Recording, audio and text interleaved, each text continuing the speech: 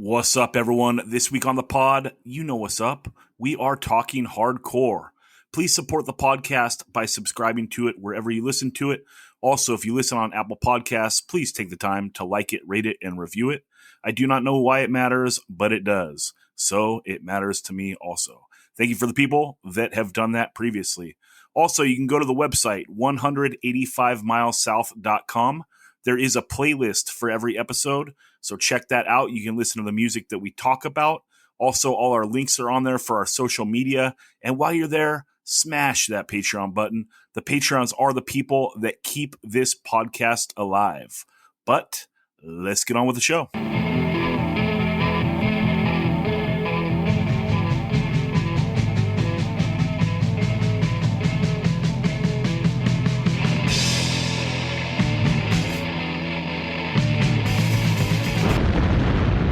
"185 Miles South," a hardcore punk rock podcast.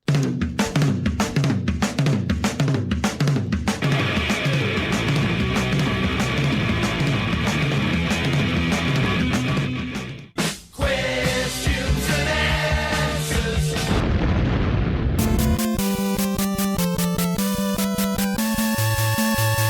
In this corner, the challenger, fighting out of the hard corner.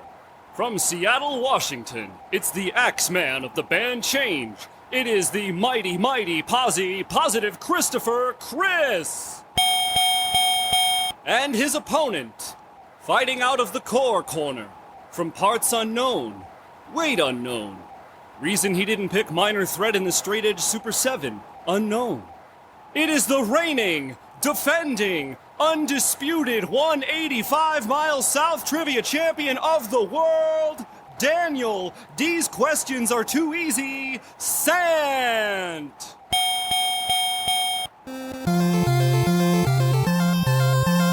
All right, it is the first rematch.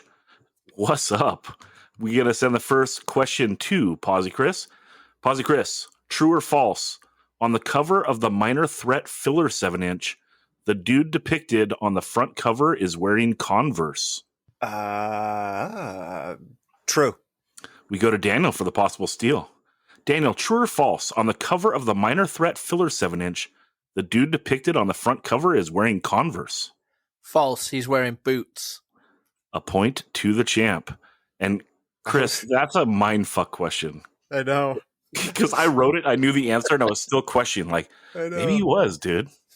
That's funny. I should have done the Dan the Mohawk Punkorama Mohawk thing and said, I know it's either true or false. Yeah. It gets confusing with like the famous shot of everyone on the porch too, where I'm sure someone is wearing Converse. Dan, let's go to you for your first question. The singer of Leeway and the Iron Maiden mascot share this first name. Eddie. Point to the champ. All right. Chris, we go to you for round 2. This is a hardcore music festival based in Southern California, as well as the debut LP by the band Youth Brigade. Sound and Fury. A point to Chris. All right. Dan, we go to you for your round number 2. Dan, the Cinema Beer Goggles VHS tape features how many bands from San Diego? 1. Blink 180. Well, Blink back then, right? Just Blink.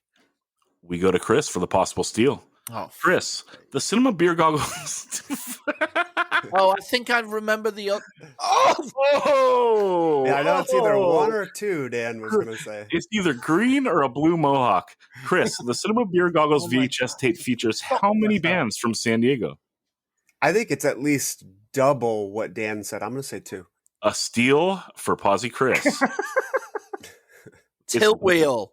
Correct. Fuck. Yep. With Tilt Wheel, like drinking 40s out of a dumpster as the video. Yep. One of my favorite songs on the Cinema Beer Goggles VHS. Okay. How many times am I going to be asked about this fucking VHS? Dude, I study the love shit out of it. Who else am I going to give these questions to? Come on. That's true. So I love it. All right, Chris, we go to you for round number 3. God, I In the Killing Time song Fools Die, what does the singer state he doesn't want to be? He doesn't want to be a fool. A point to Chris. We go to Dan for your round number 3. Dan, which came first? The Sex Pistols were... I worded it weird, of course. Oh, what a surprise. I know, right? Which came first? The Sex Pistols debut LP, Nevermind the Bollocks, or Arby's beef and cheddar sandwich adds cheese sauce and an onion bun? So you're saying the beef and cheddar debut, or is the beef and cheddar switch to adding cheese sauce and the onion?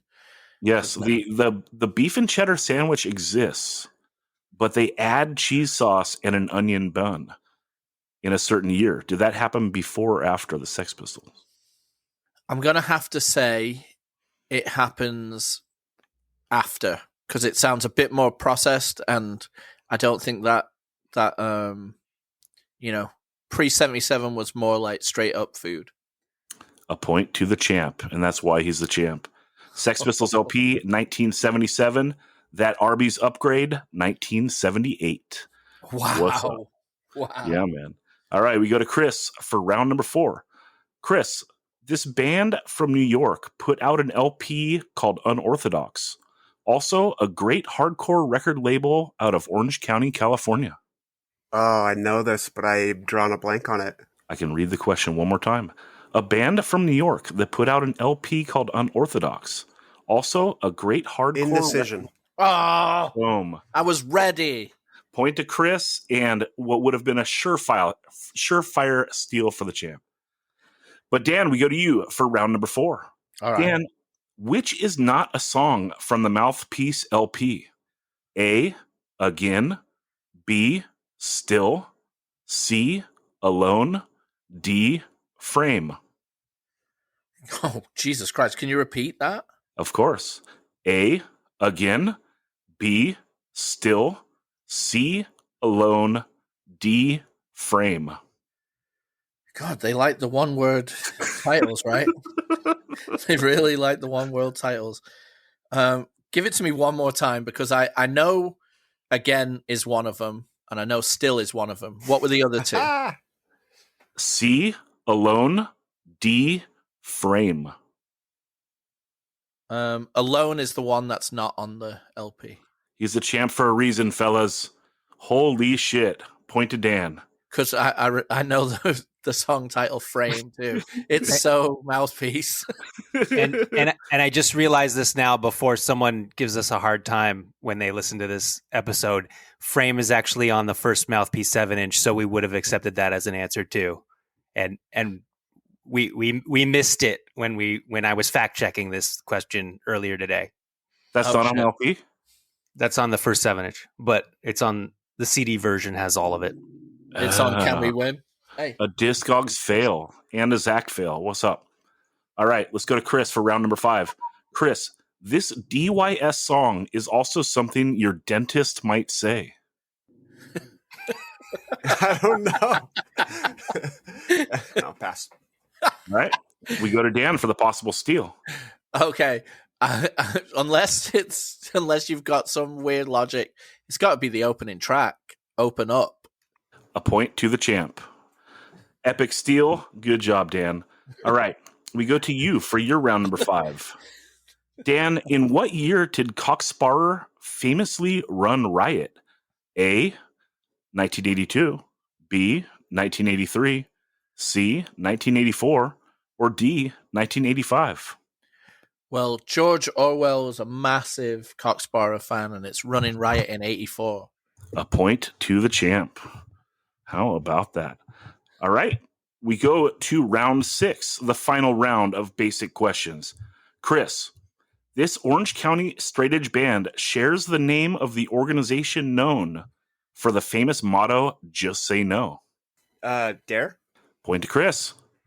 All Great right. LP. Great LP. Great LP. Everyone buy that thing. What's up? Okay, Dan, round number 6. Dan, this re-release, the re-release of this NorCal band's 7-inch was Teamwork Records number 1. This really Teamwork's Number 1. NorCal. You've stumped me. Teamwork number 1. I would Surprised you not would have be done this question if it wasn't brought up on the pod before. I'm surprised you are even giving Teamwork some credit here. Hey, Chris Kelly's my boy, man. Really nice guy. really cool dude. Oh, Unit Pride. We go to Chris for the possible steal. Oh, shit. Chris, the re-release of this NorCal band 7-inch was Teamwork Records number 1. I have no idea. It was Breakaway. Oh, San Yeah, you Ramon knew that. Mosh Crew. You knew it because Jeremy Lux chose it. So yeah, there's that. Okay, and Ben, let's go to you for a subtotal. All right. The champ has 6 points, and our visiting opponent, Chris, has 5. So it's a really close game. It's anybody's game. Disgraceful. All right, and we're going into round 7. You know what's up. What? What? Okay. All right, Chris.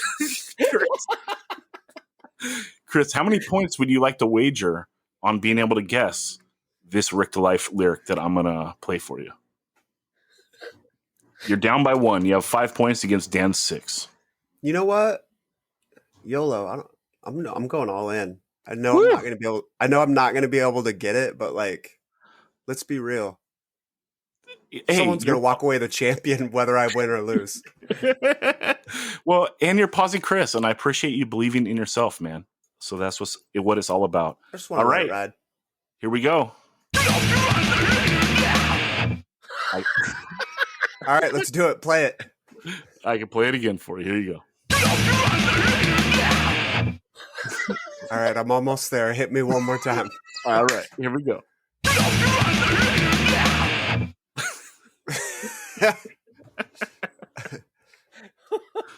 All right, one more time. All right, here we go. Last one. That got clipped. You got to play it one more time. Jesus. Okay. Jeez, I have no idea. I'm the one that believes in you. It's actually build up those walls. We're here to smash them down. Now I'll play one last time. I thought he said "let me down" at the very end of it, so I'm proud that I at least heard "down." Dan's got that warm up. All right. Once again, build up those walls. We're here to smash them down. Sing along, everyone. All right. He doesn't even say all of those words. I don't hear I don't hear the smash them part. Yeah, neither do I. I do. Really? You guys just taking don't. his- You guys Chris just aren't taking wise to his- the game. Yeah. What? Chris is taking his L like a stand-up fellow. All right, Dan, let's go to you. How many points do you want to wager? I'm gonna wager 1. Okay, and here we go. Coward.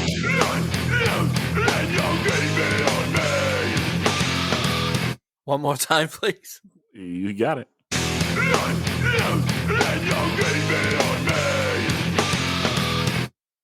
Is this from The Lowdown? I couldn't tell you because song title's in the lyrics. Oh shit. I know this song is definitely in the NYHC video, but I have no fucking clue what he's saying. One more time, please.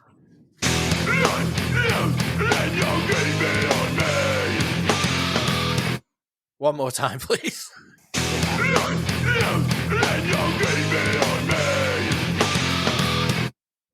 And you're keeping on me, or you're keeping it real. I don't know what he's saying. One more time, and you're keeping it real. Dan, you take the L on this one. I'll play one more time. No. I'm saying that's what he says. Oh, yeah. Not correct. One more time, and you're keeping it real. Do, was do really I get close. the steal? Chris, do you know? Hell no. This is a hit, though. I love this song. He says, "Short fuse, and you're keeping on me." Oh, see, I was close Yeah. at the end. Yeah, half. All right. We'll play it back. Short fuse and keep it on me, everybody. This song rips.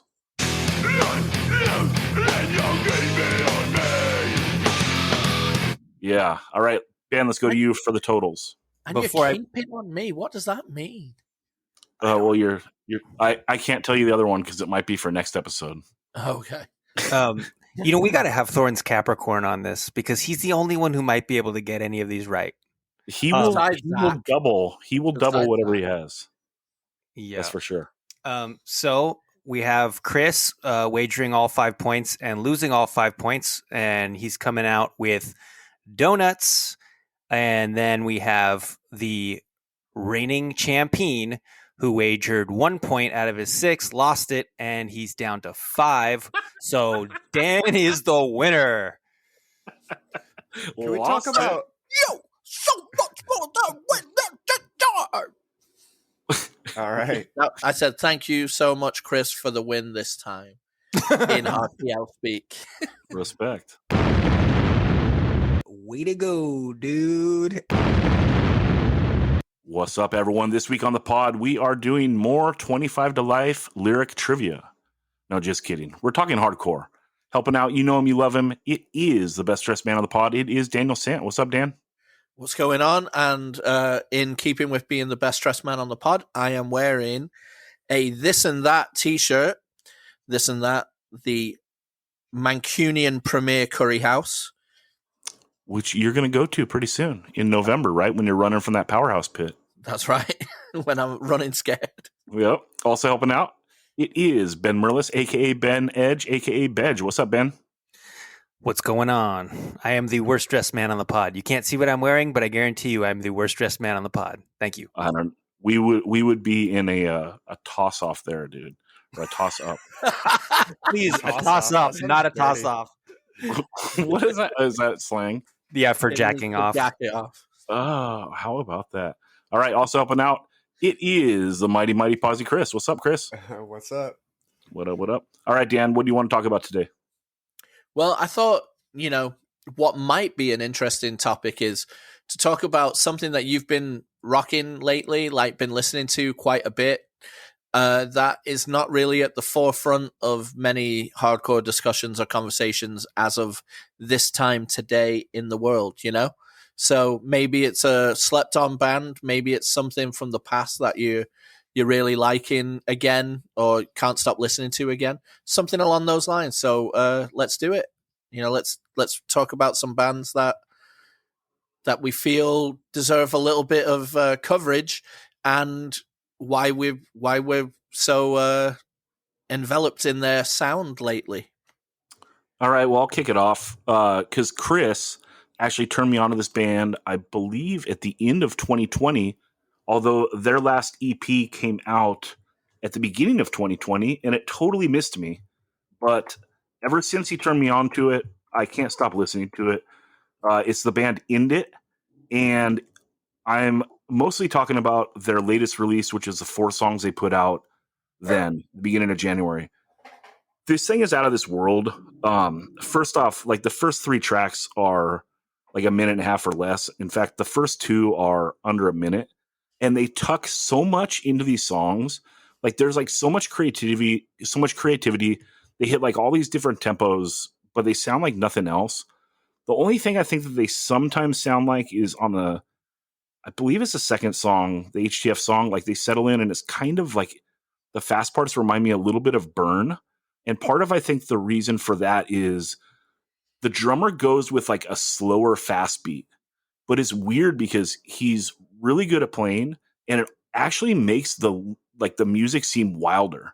Like you would almost think that when the drums are faster, music sounds wilder. But this, like, I don't know, it just settles into like this pulse and it allows like the singer like a nicer like palette to get down on. And the singer's got so much skill and so much like personality that comes across. This is insane. And now, it's been, a year and a half or more since like they put out these 4 songs. It's like the number one band that I'm excited about, like their next release. And yeah, I can't wait. I got to thank Chris a million times for turning me on to this. Chris, what do you think about it? Yeah, this is one too that I missed, which is funny because I I believe like a friend of mine did their artwork, and I remember seeing the artwork like earlier that year when it came out, but that, I didn't check out the band at that time, unfortunately. And then Art is so sick too, Chris. yeah, it's tight. But at the end of the year, when everyone's doing their favorite releases of the year, I saw this on a couple people's, and I was like, you know what? I don't think I've actually heard that. And I checked it out, and I was like, whoa, this is super cool. I totally agree with everything Zach said. Like, it's super fast but hard, and I think the thing that really makes it stand out is the singer's, like, the personality that just kind of drips from the vocals. It's super cool. Like, I don't know. It's hard to explain like what he kind of his vibe but it's awesome. Yeah, it's this personality that comes through the song, right? Like there's a charisma, which is like a rarity. You can't explain like an it factor, right? Like why do certain like pro wrestlers get like famous, right? It's because they have some sort of weird it factor that makes them like they stand out, Mm-hmm. Like yeah, why is it Rowdy Roddy Piper and not Greg the Hammer Valentine? Well, personality, Yeah, I think when I listen to it, it doesn't sound like this band really, but it reminded me a little bit of Powerhouse. I think probably because of the drums and how like furious they are. But yeah, I don't know. It's just really cool. Great hardcore, fast, hard, biting. It's just the way it should be, Yeah, and if you're getting those Powerhouse vibes, then there's no doubt that I'm going to love it, So that's wild. Dan, did you get a chance to listen to this? Yeah, I love it. I love the song "Lifer," where and this is going off of the charisma, uniqueness, nerve, and talent of the singer, where he does the almost like Beach Boys ba ba ba ba ba, and then it drops right in. It's so sick. He's doing a mouth drum beat, no? Yeah, but the way he's doing the ba ba, it almost sounds like Barbara Ann. Like I know he does it better because we do that, but like we're all monotone and shit, and this guy's got way more skill. So it's like fuck, he actually did like a mouth instrument. God damn it! Yeah, but he's doing it like ba ba ba, like the snares being hit. I don't know. It's really cool. Right? He actually like put intonation, yeah, but almost intonation of the drums. Yeah, but almost making it sound like it's oldies style backup vocals. Yeah. Anyway, that's really cool. The band's really great. It's a good one to recommend to everyone to check out, especially, almost 18 months have passed since it came out, so it's a good time to pull a U-turn and go check it out. Yeah, never too late. Shout out to Worthy who did the art. Now lives down in San Diego. Awesome. Yeah, what's up, dude? Let's hang out. I caught this right after it came out because the singer co-hosts a podcast with another guy called Up the Blunks, where it's all about black hardcore kids, black punk rockers, and his name's Akil, and the co-host name is Kevin. And the funny story is, so Akil is from Baltimore, which is where Ended is from. They're a Baltimore band, and Kevin first lays eyes upon this guy when he walks in and watches Ended play, and Akil is saying all this funny stuff in between the songs, and Kevin's actually a stand-up comedian, and he's like, this guy's funnier than me, or this is the funniest guy I've seen ever on stage. I have to meet him. And then they end up doing a podcast together. So that's pretty cool. I'm going to check out that pod. And for the other reason that the singer of this band rules, I mean, the band rules. I don't want to just single him out as being awesome. But in their picture on Spotify, he's wearing an Alone in a Crowd hoodie. So I noticed that. Yeah. Touching Dan right in the feels. And yeah, the Up the Blunks podcast is great. Everyone should check it out. I listened to the episode with the singer of Zulu that came out maybe a few weeks ago, and it was great. And whoever edits that pod does a great job of like splicing in things. So much respect from one podcaster to another. And Ben, go ahead. And the other thing you mentioned, Burn, like you hear it in the drums. I hear it in the vocals too. I think there's a little bit of Chaka in the vocals, not entirely, but like when he's going full on, I don't hear it. But when he's holding back a little bit, I hear it. Yeah, a little less snarl though. Like he doesn't do the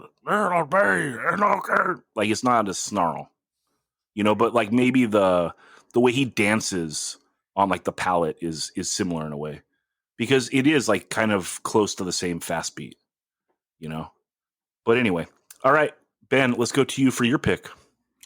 I'm picking a band called Jade Dust, who are a fairly new band. I think they've only been around for about a year.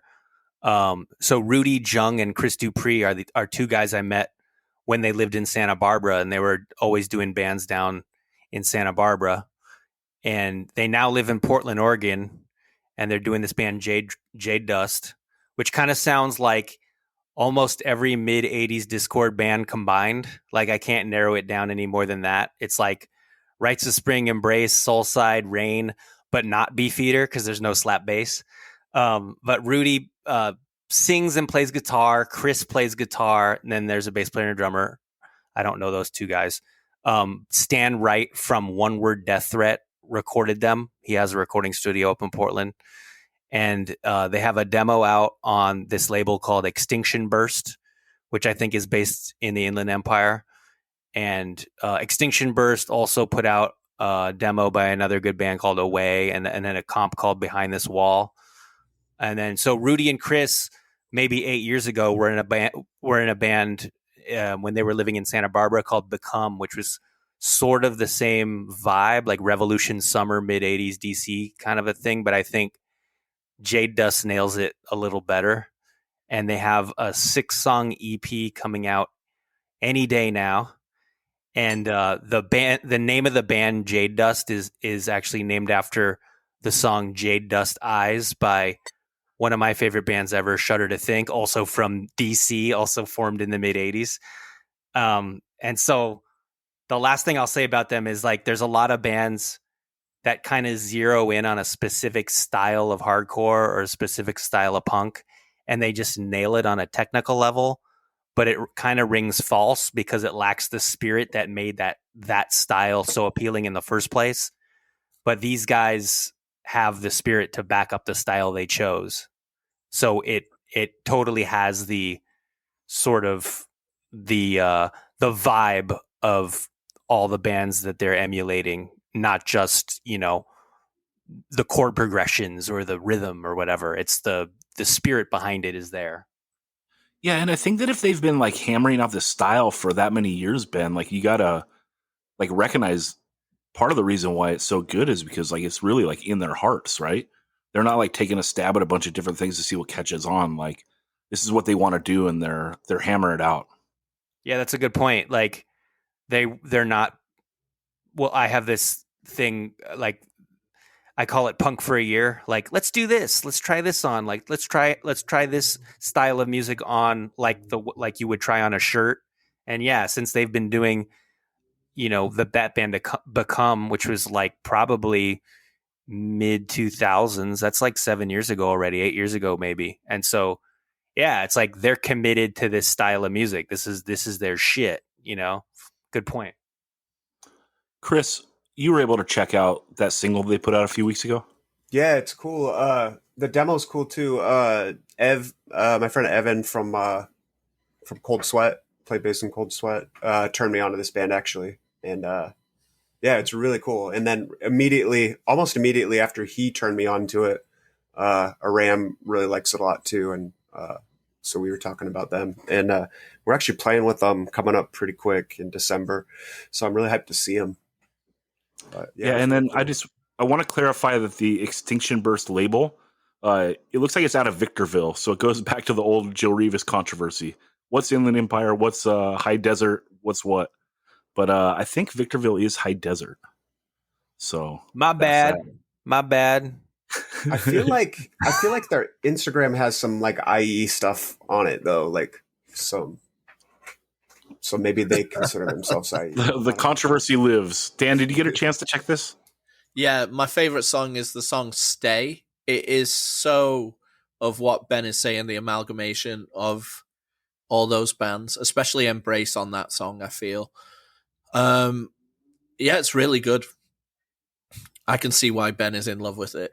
I mean, it just speaks his language. and I like it too. Right on. Dan, let's go to you for your choice.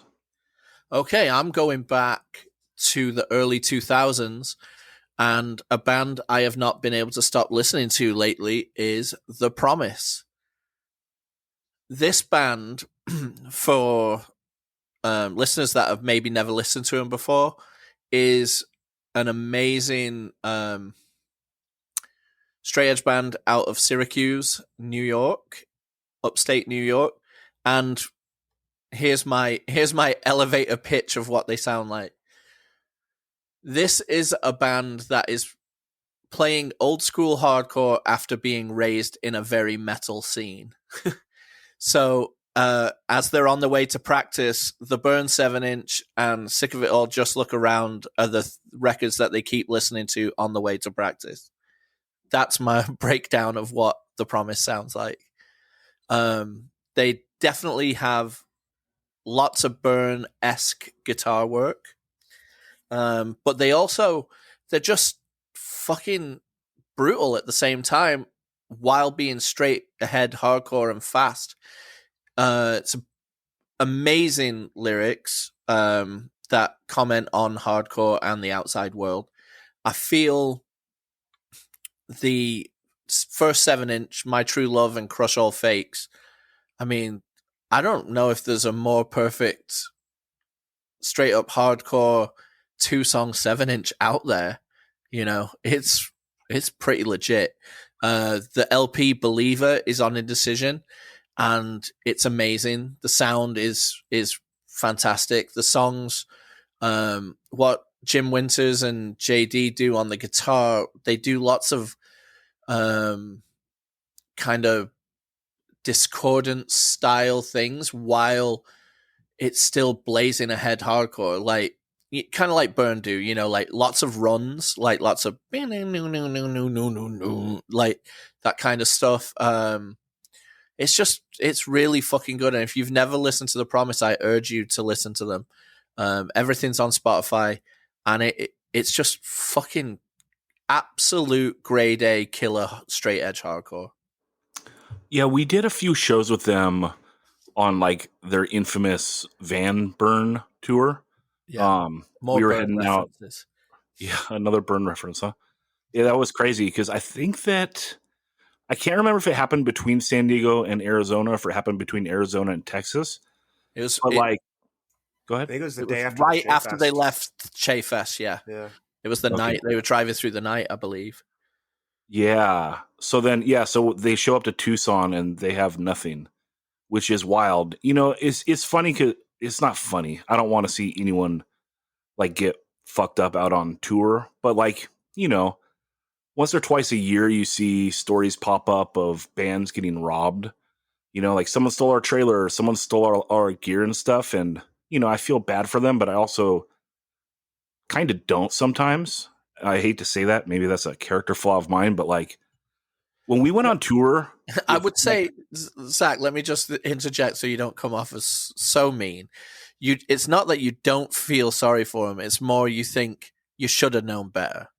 right, because when we're on tour, every single night, someone slept in the van, no matter what, for that reason. And if we were somewhere that we thought that was sketchy, 2 people slept in the van. Because like you don't know what's going to happen. You don't know like the neighborhoods you're in and so forth, right? Like you're a visitor in these places.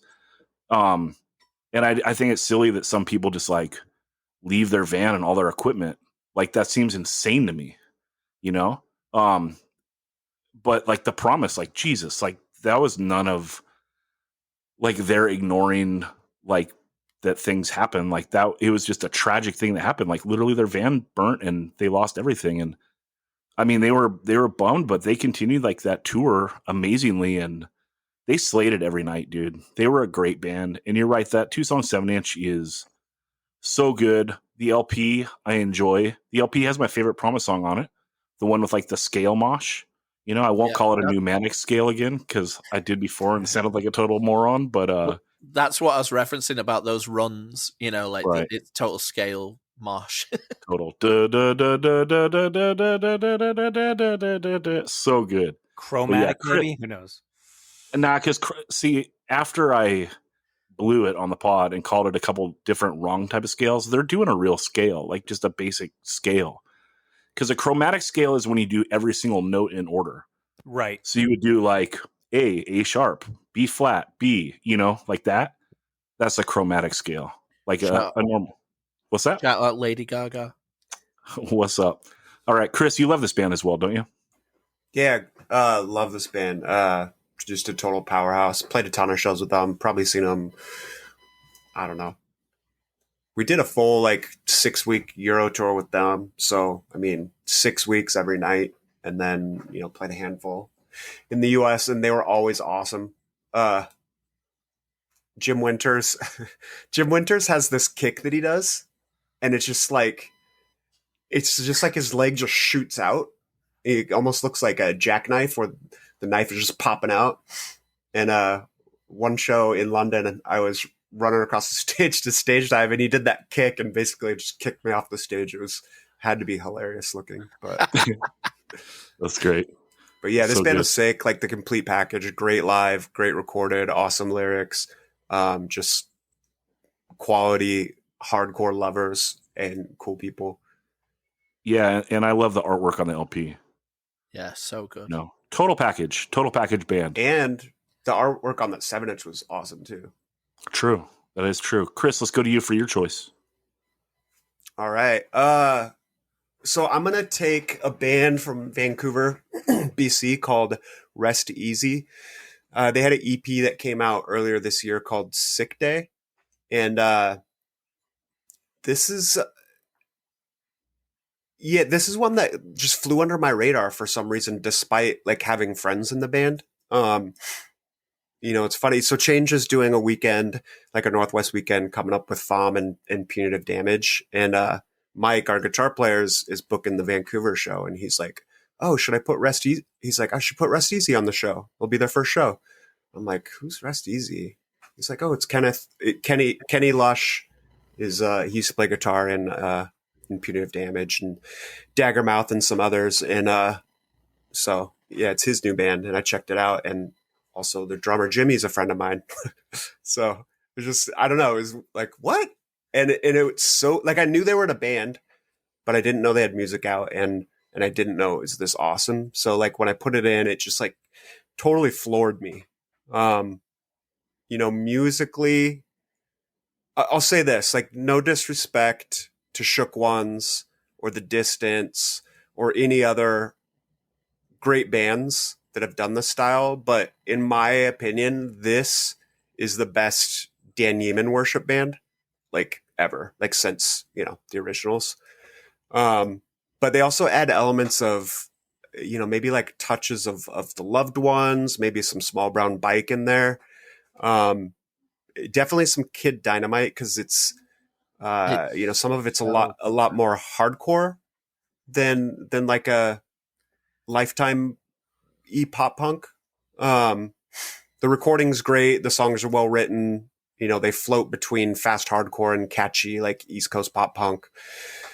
The instruments are all fantastic and well done, but I think what really puts us over the top is the vocals, because he has such a cool voice, and it's definitely in that style of the Yeeman bands, but I don't know, they're totally shredded at times, kind of like Kid Dynamite, but also still tunable, also like Kid Dynamite.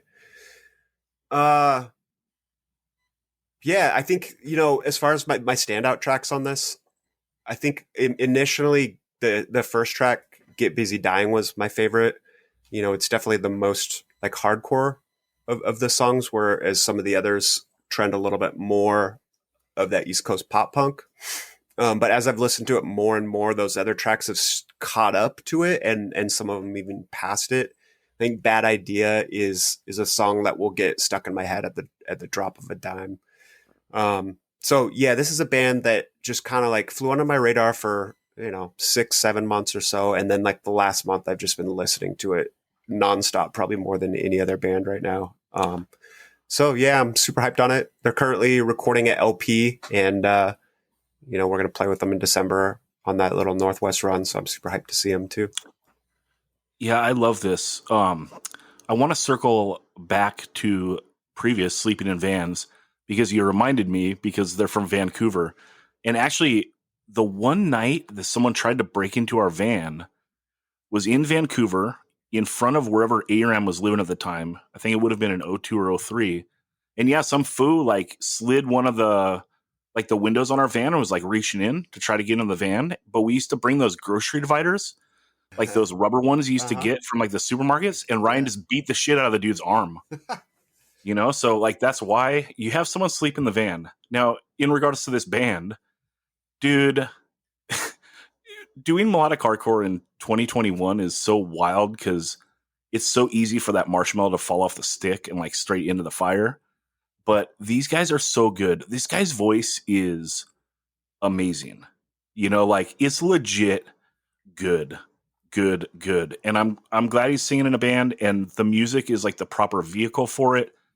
He knows when to hang back. He knows when to go for it. He pushes it also, you know, like he doesn't always just stay in that safe, quiet, like snotty zone. Like he can belt it. And like, those are the best singers, right? Like Greg Graffin, right? Bad Religion. Like the dude in his prime is an amazing singer because not only is he hitting all these notes, but he's actually belting it. Like you can feel it, that it's coming from the gut, you know? And yeah, this EP is great. We were going to do it for a previous episode, like I think in a side A, side B, and I listened to it a bunch back then. And I loved listening to it. Like I legitimately listened to it probably 5 times in a row, which is like high praise, you know? Dan, were you able to listen to this at all? Yeah, I listened to it in the build up to that episode. And actually, I listened to it the minute Chris sent it over back in the day, because 185 Miles listeners might know by now that Chris is our conduit to songs and bands that we may not have come across our radar in our particular geographic location. So Chris dream catches for us and hands them off to us. So when I listened to this, I instantly thought Kid Dynamite has a new heir to the throne type for that sound, you know? And nothing's really changed. I feel the same way. Like the catchiness that's in Kid Dynamite is heard in this band. It is interesting what Chris says, like Small Brown Bike, or like perhaps even Silver Scooter, or things like that might just give that touch of what the emo sound outside of the pop punk sound is there, you know, just slight moments of that, but it is very catchy all the way through, and it's definitely worth a listen. And buy the record and support the band and go see them and etc. Ben, were you able to get a chance to listen to any of this? Yeah, I listened to it the day Chris sent it to us as well, and I did like it. And I think what Chris said is right about, you know, every once in a while you'll get these kind of Lifetime, Kid Dynamite, Dan Neiman worship bands popping up. There's one in Germany called Duchamp. There's another one called Latest God. Like, I think this is the best out of them. Discogs says that this has members of Shook Ones. Is that true? Yeah, I think Jimmy played drums for him for a little bit. I don't know if he recorded on anything or not, but okay, because Shook Ones to me sounded too much like Kid Dynamite. Like it was like the same. It almost, the guy's voice sounded like this. It sounded like the same singer. This is clearly not the same singer, but musically very similar. And so, you know, if you're going for a sound and you end up nailing it, like if you end up, this is like the one thing you don't want to hit the bullseye. Like if you hit the bullseye and you sound exactly like the band you're trying to sound like, it's like, not that good. But this is good because it has its own flavor to the formula. And it also, Discogs says they're on Mutant League Records, and then when you click on Mutant League Records, it says that it's owned by the parent label is Victory Records. Is that possible?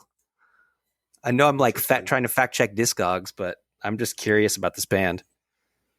Good luck figuring out like the corporate makeup of Victory Records now, dude. Right. It's like totally confusing. But yes, I like this, and I love the 4-song EP for this style is like the perfect length, so you can listen. It'll make you want to listen to it over and over again because it's 4 songs. You're not going to get tired of it. It really is. Like, it's not enough. Like the LP for this band is going to be a big proving ground because that EP is like a nice dose where I feel like it's not long enough, which is kind of like how you want things to be in hardcore and punk when people put out the first release. Like, you don't want it to be too much. You want to be like, oh, I can't wait for the next thing to come, but that LP, like the LP for a band in this style is an amazing proving ground. We'll see. Sure. I'm hoping the best for it. For sure. It's a difficult thing in this, sound. Like, you've got to really have some nice variety to make it fully interesting, I believe. Yeah, I can't wait to hear what's next from him, though. Right on. Okay, let's wrap that. Also, Go ahead. Yeah, I would challenge the listeners, like, whenever we post about this part of the pod, give us what bands you think we should check out that are potentially slept on or not as discussed as much as you think they should be. Because, yeah, we'd love to hear great suggestions, Southpaw Instagrammer on Instagram. That's right. Yep, that's what's up. All right, and everyone, remember, there is a playlist for every episode, 185 miles south, 185milessouth.com. Click that playlist link, and you can check all this stuff out. I do that hard work for you, dude. So it's because I love you. How do you do, fellow kids? What? How do you do, fellow kids? What? How do you do, fellow kids? All right, I wanted to talk about the compilation America's Hardcore 5.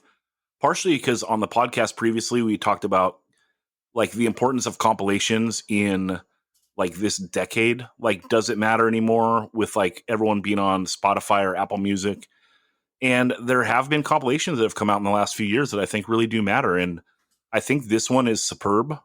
We should also mention the One Scene Unity 2 comp came out, and there's a lot of good stuff on there. But this America's Hardcore 5, there was a lot of stuff on here. And so I wanted to take some time to go through some of our favorite tracks. And Chris, why don't you kick it off with a couple you like? All right. The first one I'm going to take will be probably no surprise to anyone, but my favorite track on this is the Inclination song. It's called Fruition. The first thing I want to say is the lyrics are really cool. This is, I think in the hardcore scene, like a lot of people over the age of, 30 tend to kind of look down on the younger generation of hardcore kids. They're in kind of try to force fit their own preferences and life experiences with a younger generation that they don't really understand, myself included at times. And it's kind of done in an attitude of like, hey kid, you need to understand what I went through back in my day. But at the same time, like, they're kind of totally ignoring what that kid went through or is going through. But here's a song from someone who's, well into their 30s, has been around through a number of hardcore generations. And this is basically kind of taking the other approach. It's basically a love song to, the younger generation of hardcore, about how they inspire him and how they teach him so much. And they don't always get the credit they deserve for how they're doing things the right way. And just kind of how the scene and the world are in great hands from, this next generation, this next crop of kids. I think it's just a cool approach. It's a cool reminder that you can scream your head off about things you love just as much as, things that are messed up and that piss you off, which, those songs are also 100% valid. But there's just different approaches you could take. And I think this song is a cool, approach at talking about something that you think is awesome. And Chris, can we jump in? Can we jump in and talk the lyrics before you talk about the music? Yeah. First off, I had a question for you, which ties into another conversation we had a while back. But how are you able to access the lyrics for this? Because that's like a problem I have with like modern music coming out. Like, I want to read the lyrics, and if you don't buy the LP, like, how do you get them until someone like uploads a version that may or may not be accurate on one of the lyric sites? Totally. So this one, Inclination, like posted the lyrics to their Instagram, and to Twitter too, I think. Oh, right on. So, but yeah, I actually had the same problem. There were a couple that I was trying to find the lyrics to, and I couldn't find them. But I saw when this came out, like the first thing that Inclination did was posted the lyrics, and we're like, hey, this is what the song, what the song's about. Yeah, that rules. Like, they're a standout band of this genre, which I'm not really into, but I enjoy them. And I think that might be a thing. Like, I like the vibe of this stuff, and you can tell it's like lyric heavy and sincere, and I appreciate that. But again, that lyric thing, it perturbs me a bit, because like one of my songs, I was like trying to find the lyrics to, and I was like, where are they? Like, the lyrics in hardcore like matter a lot to me, and it sounds like the guy's saying something cool, but I have no idea what he's saying. It's kind of weird. I also wanted to address what you talked about with sometimes like the older generation looking down on newer kids, because I think a lot about like the purpose of this podcast and like why I bother doing it. And I think that like the younger kids, they set like the pace, right? Like, they choose what's popular or not because they should. In my opinion, like, hardcore has to be like a youth fueled movement, or it just 100%. gets stagnant and weird. And I can never be mad at that. Like, even if I don't understand, like, oh, why does this band catch on, or why does this band catch on? Like, I don't know. I don't really care. I'm like more so just rooting for everything. Like, I want everyone to be popular in this genre, as long as like they ride for it and they're not like tourists. But I think that like maybe the purpose of the pod is like, older people, sometimes maybe we have perspective on things that have like merit and like some longevity. And so like, that's what we do, is like we pluck out some things that we're like, okay, this is hot, but I also think like it's going to have like lasting value. And this, like, it just resonates a little more. Right. So I'll never hate on something that's like hot and doesn't like resonate with me. But also like, I do think that we're not being out of line by deciding some things that like we can pluck out and matter to us and we think are important. How do you think about that? Definitely. I think, when I think about like my, what hardcore is to me, it's changed a lot over the years and changes every year. And I hope it does till the day I die, because, otherwise, like, what's the point? But I think like I used to kind of look at hardcore from a perspective of this is hardcore and this isn't, and I think, over the years, I've kind of taken more of hey, this is what hardcore means to me. I'm going to share it. If it means that to you, awesome. Let's like bond on it. Let's, build on that. If it isn't, then that's fine too, and certainly, there's life experiences that you can share. There's mistakes that you can share so that people don't have to make the same mistakes as you. Certainly that's a huge thing, I think, because, if people don't have to make the same mistakes that you made, like, they're so much the better off. Yeah. Sometimes they have to make the mistakes to learn from them. But so, yeah, I totally agree.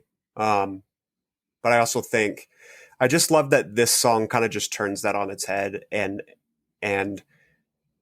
clearly this is a band that has a lot of, strong feelings about hardcore and about straight edge, and are not afraid to like scream it from the rooftop. But in this song, they're also recognizing like, I'm so like proud of you guys, and I see what you're doing, and you're learning from yourself. You're learning from me. I'm learning from you. And, like, it's just a song of optimism. And I think that's super sick. Well, that's what I think is amazing about this song, and what is amazing about not only what we try and dive into on the pod, what we try and live in our lives, is the conversations that can happen between generations within hardcore. I mean, I love listening to Tim Gonzalez tell me about tons of things that I would never have known unless that oral history is being passed down.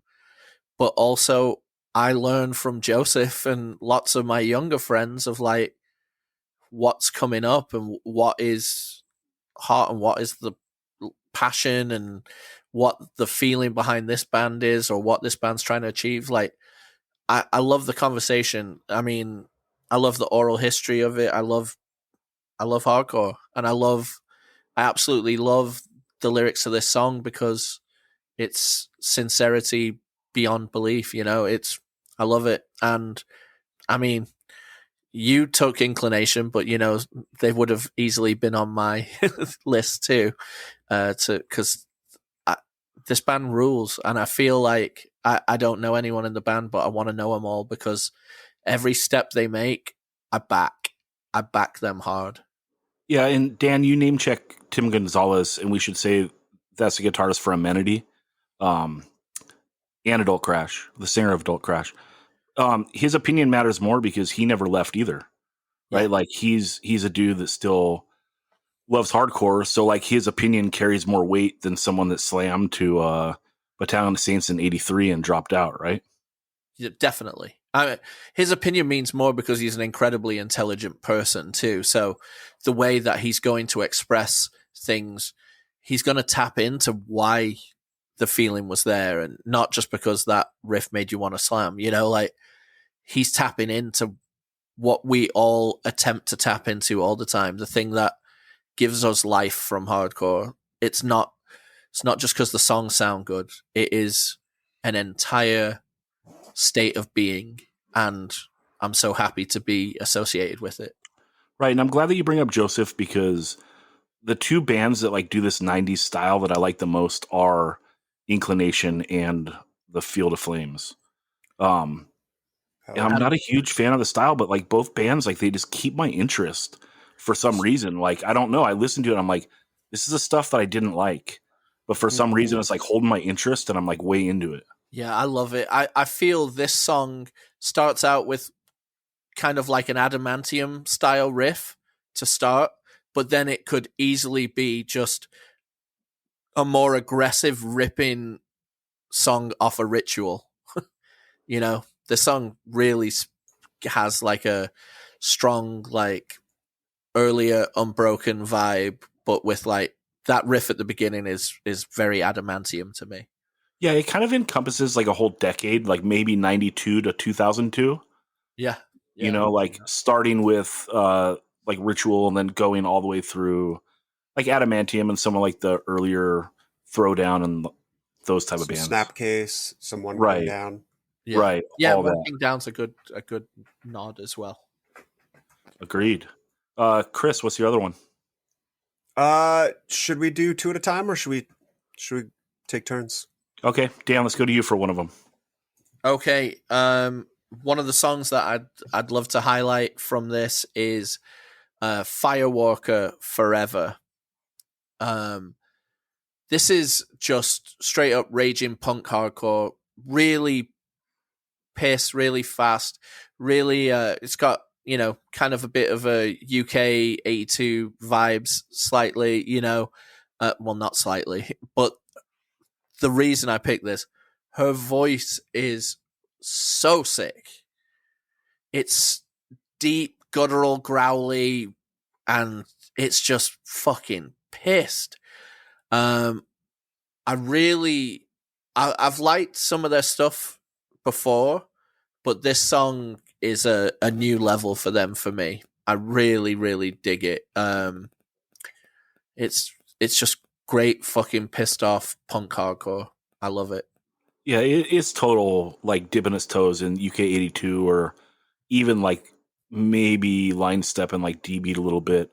Yeah. But they pull it together. It's so catchy on like the choruses when it changes tempos a little bit and gets like almost, it's not melodic, but it's like subtly melodic. And then I don't know, it sounds really kind of like heartfelt and sincere for being so pissed. Yeah. It's really good. It's really good. Yeah, it's almost like it's subconsciously melodic. Like it's not really audible, but it's there. Do you know what I mean? Yeah. It's like a strange vibe that comes through. It's like I mean, it sounds silly saying this for hardcore, right? But it's like there's like maybe a sincerity that's like coming through. Who knows? But Chris, were you able to get a chance to listen to this? Yeah, I think echo a lot of things that that you guys have both said. I totally agree with Dan that this is my favorite Firewalker song for sure. I think it just I don't know, maybe it's the recording. Like the vocals just sit really well on top of the lyrics. And something about the mix down, but she's got kind of it's almost like is it the death metal that does like kind of the Cookie Monster growl? Yeah. And I always get mixed up because I'm not a big metal fan, but it's almost kind of like a death metal vocals, but done with, the passion and insincerity of a hardcore, a hardcore band and a hardcore vocalist. And I think it just comes off really well on this song. She could definitely sing on Destroy the Machines.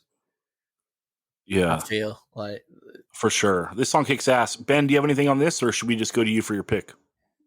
I just said I think the music is pretty good hardcore, and I wrote the vocals aren't my thing. Too growly, I guess. And it's funny because Dan was like, "I love the vocals; they're really growly." It's like, yep, we are definitely listening to the same song. yeah.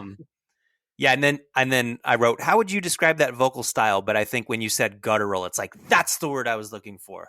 That's it. And I want to say I'm totally speaking out of pocket here, but a lot of Japanese hardcore has very guttural vocals as well. So, Definitely. but musically, I want to say it sounds very American. Where are they from again? No one knows. They're a Boston band, but I think they're kind of from all over. Like maybe they're college kids. I know Sophie, I believe is her name, the singer. She lives in Olympia now. I think one of them lives in the DC area. All right. And it's one of the sickest band names out there. Yeah, it's a cool name. Slapshot reference, right? Fire waka, smooth taka. Yeah, it's a Slapshot single, a 7-inch, and then also on I believe their third LP. Good Ben, song. what's your choice? I'm gonna go with, and everyone should know this is a double LP that contains 38 tracks total, which is like that's a lot to take in. I'll just leave it at that. But my first pick is No, let's just say on the group chat, Ben was figuratively waving his cane back and forth that it's too many songs for his old dementia brain to try and soak in.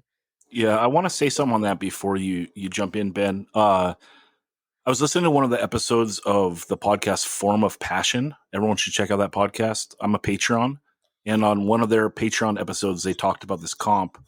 And there was some like pretty good conversation and insight. Like one of the dudes brought up the fact that like doing a comp is such a risk because you can choose the bands and you can set like some parameters, although it doesn't seem like this comp set like time parameters since they did the double LP route. But like you really never know what you're going to get, right? Like someone could turn in a dog shit track, or someone could turn in like the best song of their career. And when you think about like an investment, like doing a double LP comp and like not knowing if like, all right, I'm going to have 38 songs on it, but I don't have any clue if I'm going to have 0 great tracks or 38 great tracks. Like it's pretty wild to think about it like that. But there's a lot of good stuff on here. And that's why we narrowed it down to 2 songs a person. But Ben, go on.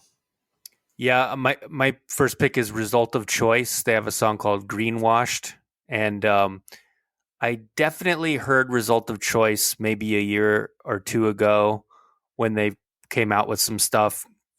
They have some demos and EPs out, but then it kind of got lost in the ether, and then this reminded me of them, and I went back and I listened. I like this song, and then I went back and I listened to their other stuff, and I'm a fan. And if I see their record, I'm definitely buying it. They have a good guitarist who seems to be getting better. So there's some tasteful soloing happening here on this song, and the singer has ill style. Like I saw a photo of her wearing Brady Bunch striped bell bottoms and an Up Front t-shirt at the same time at a show. I thought that was cool. And I like how she doesn't push her voice because, she's got this upper register voice, kind of a high pitched voice, but she's just sort of like loudly announcing the lyrics and not screaming them. Because when upper register singers like really yell or scream, it's like a deal breaker for me if I just can't handle it. I like the singing or this loud announcing style. It's like a low key shout. Yeah, it's like right. It's like shouting without getting grit in there. She reminds me of like the style, that style of singing reminds me of Instead. Yeah, or even though I'm not a huge fan, there was a band from LA from the early to mid 80s called Sin 34, and Julie from Sin 34 had kind of a similar kind of just sort of like loud pronouncement of lyrics style. So that's a really good song. Just going back to Dan's point. I'm sorry, going back to Zach's point, the lyrics, I have tried to Google what the song is about because it's called Greenwashed, which it might be about something very interesting. This was the one that I actually tried to Google too and couldn't find it. Yeah, so hopefully the double vinyl will have all the lyrics for all the bands, and that will be an incentive to buy it. But I know why you chose this, because she mentions Washington, D.C. in the lyrics. Oh, does she? See, I didn't even get that out of it. Oh, really? Yeah. She says Washington, D.C. twice in the lyrics. So I'm like, oh, that's why Ben chose it. Yeah, Dan's an expert on deciphering result of choice lyrics, but not 25 to Life. Yeah, who is? Except for Thorns. They're from Florida, USA. So a Floridian hardcore band, which there are many now. I don't think there were as many 20, 30 years ago as there are now, but I don't know. Yeah, their scene has been popping off the last few years. This band features members of Eco Strike, Method of Doubt, some other bands. They tuck in a lot of cool tricks here. With Ben saying like the guitarist is good and getting better, they might be also getting just more creative, like songwriting. Like, we talk about hardcore having like a small like tool belt of things to use. And they do some things really well. Like there's a part about halfway through the song, like there's a guitar cut out and then the fast toms come in real quick and then boom, like everyone's back in. Just little stuff like that, like really cuts things up and makes it creative instead of like, all right, let's just write a song and not spend any time on it. Like this is well thought out and a good hardcore song. Yeah, and they're fans of Beyond. They cover a Beyond song on one of their other releases. So to give you an idea of kind of their wheelhouse, they have their 7-inch has a cartoon of a naked bald guy, sort of like reminds me of No for an Answer, that sort of mascot. And there's a tree in there too, a little bit of Change/Uniform Choice vibes. So there you go. Ticking all the boxes. Tree core. Right on. Yeah, go, Chris. Yeah, this is I'm glad that Ben picked the song. This was actually going to be the other song I was going to pick, but then when Ben took it, I was like, cool, I could talk on something else and that one. This is one of my favorite songs on this as well. The intro is super cool, like the lead on it, and it was it reminded me of something, and I couldn't place it until about an hour ago. I finally figured out what it was, and it reminds me of a less metalcore version of Shai Hulud's This Wake I Myself Have Stirred, which, if you listen to the Revelation Records Super 7, I took on a technicality because it was a reissue. But they do like that kind of style of lead, but they do it, stripped of any kind of metalcore, and just it gives it a really cool old school, more traditional hardcore flavor. It's rad. Vocals upbeat, like I said, kind of have an Instead vibe. She doesn't sound like the singer of Instead, but it's something about just like the way like she carries the enunciation. And I think Ben covered it well. What that is, but I just love it. It's very has a very upbeat feel, very like proactive. Right on. Well, I'm taking Tsunami because I ain't no bitch. And Tsunami brings the heat. They go straight scissor beat on this, and then chokes, more scissor beat, and then mosh, and they're out. The song's under a minute. Again, 38 Tsunami, seconds. 38 seconds, dude.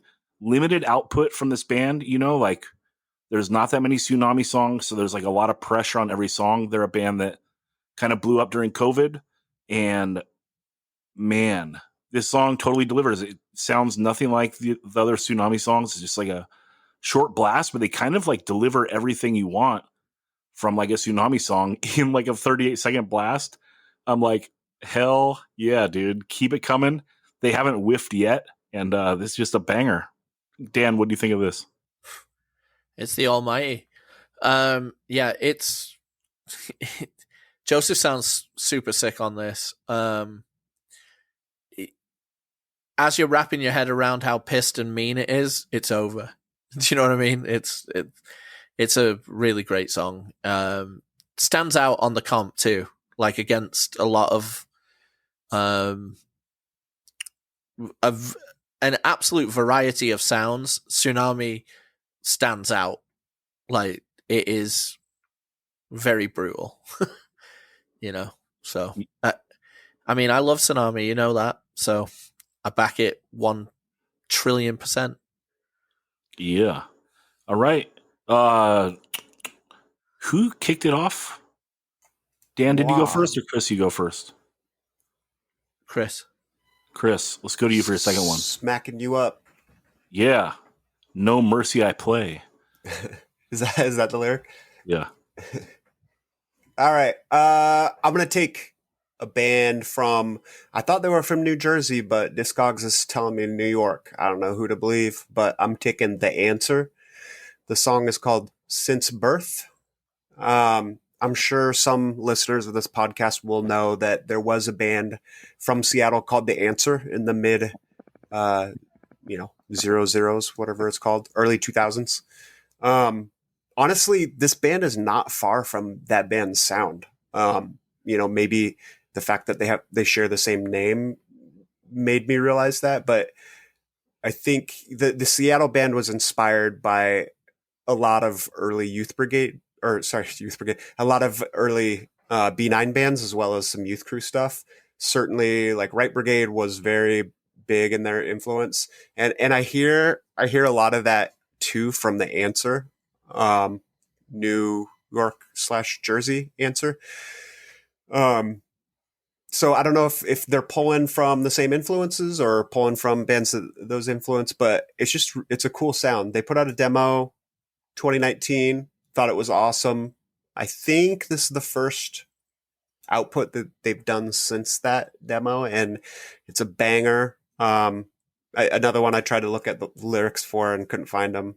The formula is tried and tested: fast verse, mid-tempo chorus, fast verse, mid-tempo, and then the breakdown. I think the thing that makes it the kind of like pause you in your tracks moment is after the second chorus, it kind of drops out to a slow, spacey bridge with like this wanked out dive bomb, just like, and it gets like spacey for a second, and then the breakdown is just like the super mean like 2-step beat, but not like a happy 2-step beat, a like 2-step and smash someone next to you breakdown.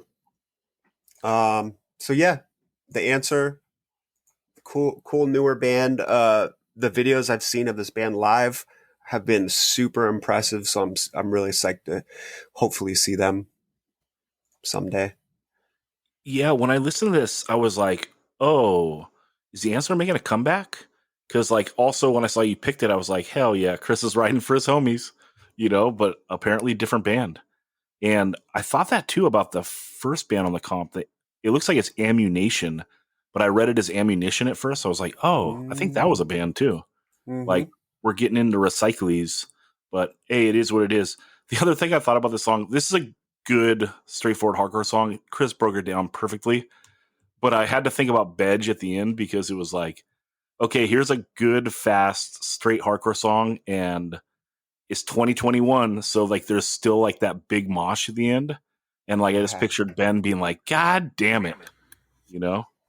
But, That's funny. I don't know. I just this almost made my list, my 2-song list.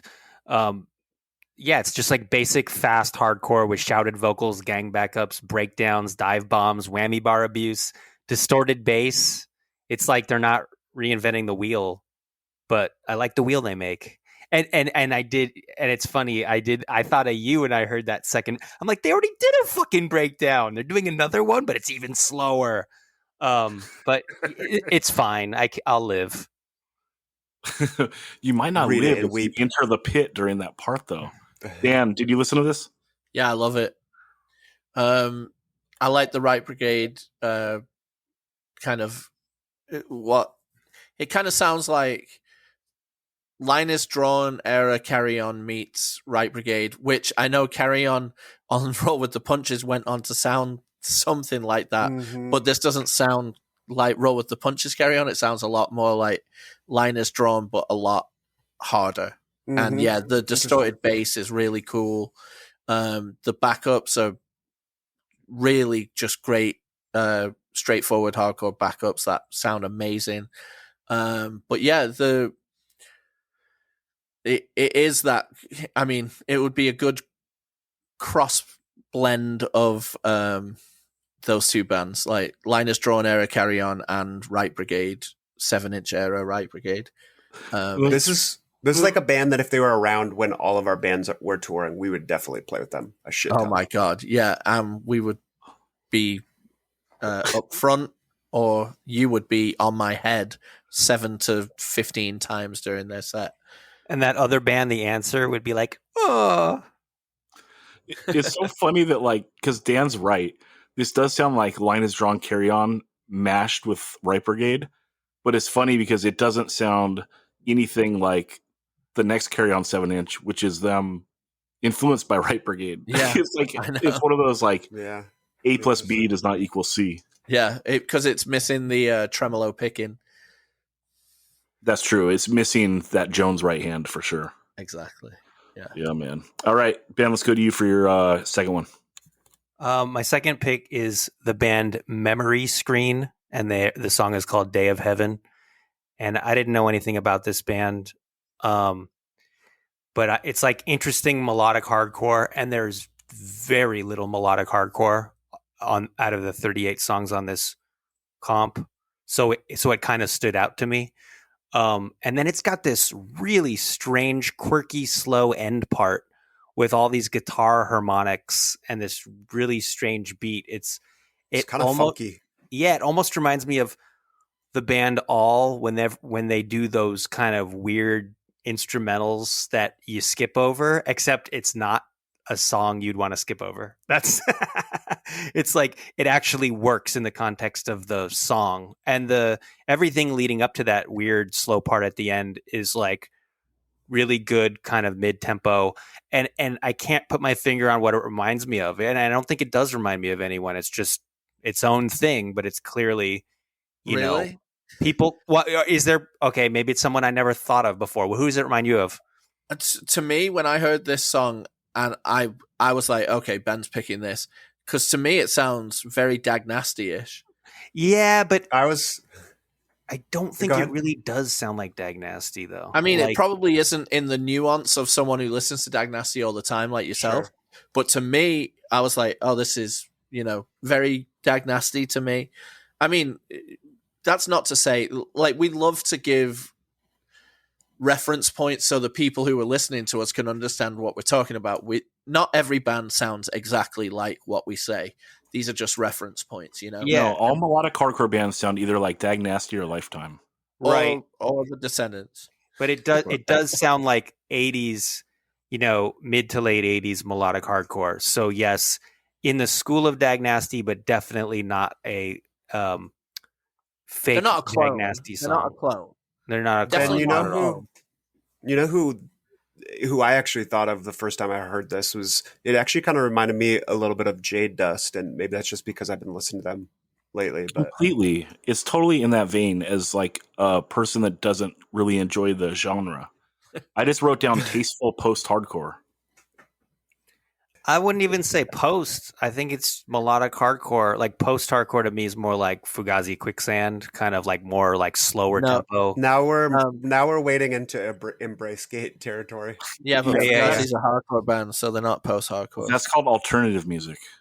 Alternative music. But yeah, post-hardcore is an alternate. It's very, it's a lot closer to that than melodic hardcore. That's what's up. All right. My choice is, or Dan, we got to go to you. Yeah, sure. Or you can go now if you want, and I can go. I can end it. It's up All to right. you. I'm taking Never Ending Game. I knew you were. Dude, it's like the recording sounds so big. I wonder if it was done in the same like session as the last LP or something, because I bet it was. it sounds Maybe, or super that new 7-inch. professional. What's that? Maybe they did it with that. Or in the 7-inch newer, that- that newer coming 7-inch they did. Yeah, like the recording just sounds great. And a band like this, like they got to come with it, right? Like they're one of the best modern hardcore bands, in my opinion.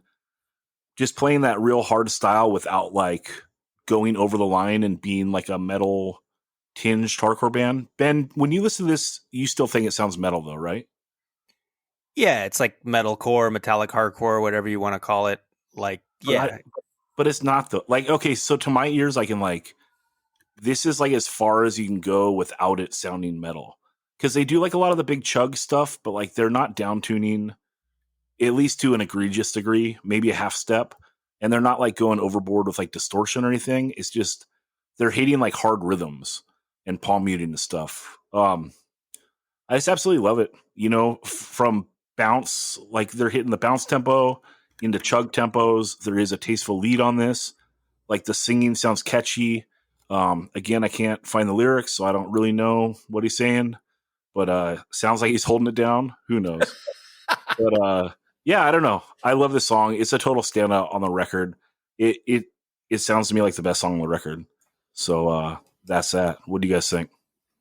I think it's cool. I think the first minute of the song, you're like, all right, this is another banger from NEG, and then it gets to the 1 minute mark, and it just they do something new and different. I mean, they do their LP does a lot of new and different, so I shouldn't say that, but like when it gets to that singing part where I think he says it ends for you or something like that, it's so sick. And then the other thing I like about this too is and the Tsunami song does this too in the 38 seconds that they give you, is they have these little harmonic flourishes where they're like, but it's just like a touch. Like if you turn the volume down for literally like down up, you could miss it.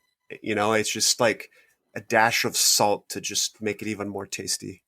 Yeah, I love it because like I used to like some of that harmonic shit from the 90s, but like if you wanted to hear it, you had to suffer through like a 4-minute song with a bad recording, you know? And a piccolo snare.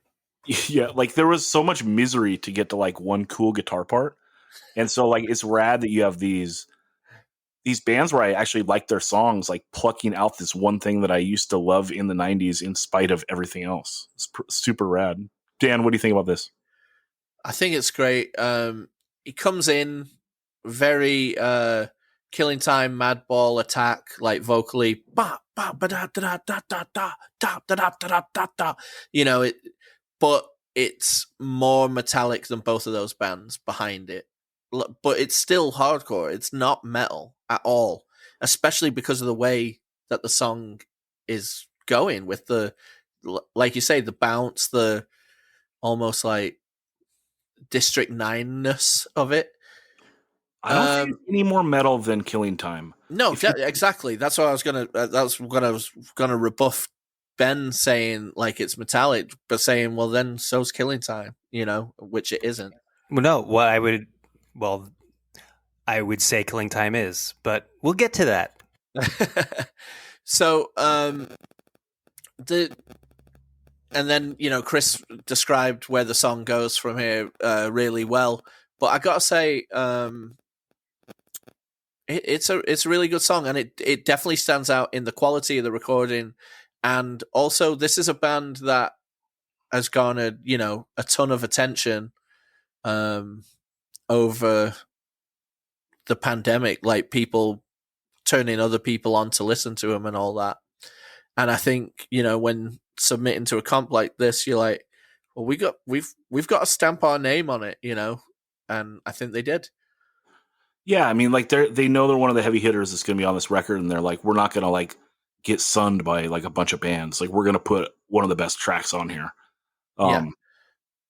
It's not one of my very favorites because there's just so much on this, but at the same time, I like it a lot. So that's the quality of this double LP, reunited double LP, World Excited. I just want to say, like, that singing part is like so dangerously close to the stuff I hate the most in the world. Yeah. But it doesn't get all the way there, and I hope they don't go there. Like, it's kind of terrifying. Like, I hope they don't fall off that cliff, because, dude, like, singing over heavy music is literally like the worst music in the world. I hate it. Stripper metal? Yeah, like I don't like strip club metal, dude. So stop it. You don't like Black Sabbath. Come on, and we had this texting conversation. Don't try to get cute. Don't try to get cute. Modern heavy recordings are not like Black Sabbath. Black Sabbath. He's talking Deftones reference points. That kind of Deftones being like the impetus of it, right? Like we had this whole conversation, the Tools and the Deftones and all that stuff, and then all the terribleness that it spawned. Well, because all that stuff is very popular in lots of metallic chops having hardcore bands, right? So it's sometimes inevitable that some of that stuff's going to creep in, and if it goes on, like you say, this part's teetering on the edge. If it goes a little bit further, it could be disaster. We've also reached the phase in music history where there are people in their late 20s, maybe even mid 20s to mid 30s, who grew up on nu metal, and to them, nu metal, there's no stink on it to them. Like that's what they were listening to when they first got into music. So they only have fond memories of like Limp Bizkit. And so when they get into the hardcore scene, they start incorporating like that kind of stuff in with hardcore, and they're like, yeah, awesome. Like there's no, like to us, we're in our 40s and we're like, ugh, get that shit away from me. I would say some of those people at first, were into it, then got out of it and said, oh, this is awful. And then now the nostalgia wave of it is coming back around where it's like, maybe there's some stuff there. I think back fondly. I don't think anybody ever has rode for nu metal from day dot to now. But they had what I think it is we already liked our own music when that stuff came out, right? So if you're a young kid, like, a 10-year-old or something, and Limp Bizkit's on TV or Korn or whoever, like that stuff sounds cool and edgy. And so you probably have the CDs, right? And listen to it a fair amount, which we never did, right? Like we don't know the deep cuts on like a Limp Bizkit CD. For sure. Like, period. We don't know that, right? But the people that like came up on that, even if they moved away from it, they kind of know like the ins and outs of all of that music. And look, any type of music that like is drawing at some point tens of thousands of people, there's something in there that is infectious, right? And we might not understand it. It may not resonate with us, but there's something in there. And I do think that like people that have listened to like the whole CDs of all those terrible bands, if they know it well enough, they can pluck out the gold, right? You can pluck out a 20-second part from somewhere that is not in my wheelhouse at all, because I don't know song 9 on the third Limp Bizkit record. Yeah, I mean, I'm going to pluck out that part that makes you want to break stuff. Right, but again, you're going to like the hot track, right? No, I'm just joking about one of the only reference points I know. No, I know. But I agree with you. Yeah, but like we say, it's teetering on the edge. For sure. Okay, Dan, let's go to you for your second and last one. Apologies to Neverending Game for that side note. No, a huge fan. I just hope it doesn't fall that way. Like, this sounds nice and tasteful, but Totally. man, marshmallow on the stick, dude. Don't want it to fall off into the fire, you know? Dan's favorite metaphor. And Dan, let's go to your second favorite song on the record. Okay. I'm going to list a few that were almosts. So, Restraining Order, Vantage Point, Maniac, Bib, Dead Last, Dead Heat. Those are all standout quality tracks on here. No Right also. And then Citizen, who I was completely mocked in the group chat by everyone, because this is my first time hearing them when everyone else was saying, this is one of the biggest bands around, you Dan's moron. like, have you guys heard this little band called Citizen? And It's a little underground band. And you know what?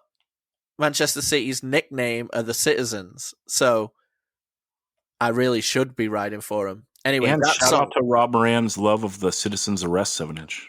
yeah, and Rob Moran's love of Manchester City. He loves them so much. That song is so good, by the way. It sounds like British Invasion run through an ESG filter. But my choice is The Fight. That song by The Fight on this, it's, what is it? What do you think? Like a minute 30, probably? It's called We Will Never Learn. It sounds like, here we go, saying sounds like things again, but I'm going to do it anyway. It sounds like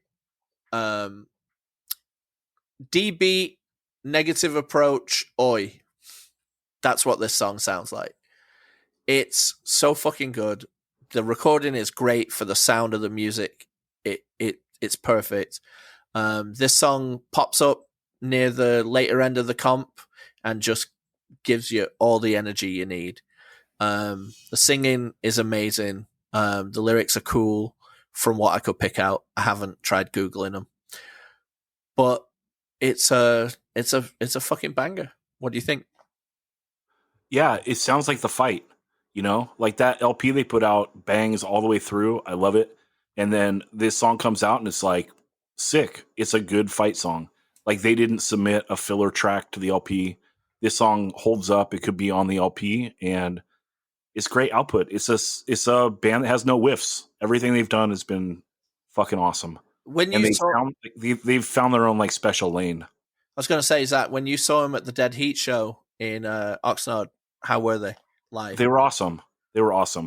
But also every band was great that night and it was like first show back for me. So you could have been on stage, like totally ranking it. And like, I probably would have thought you sounded awesome because live hardcore music is the best in the world, you know?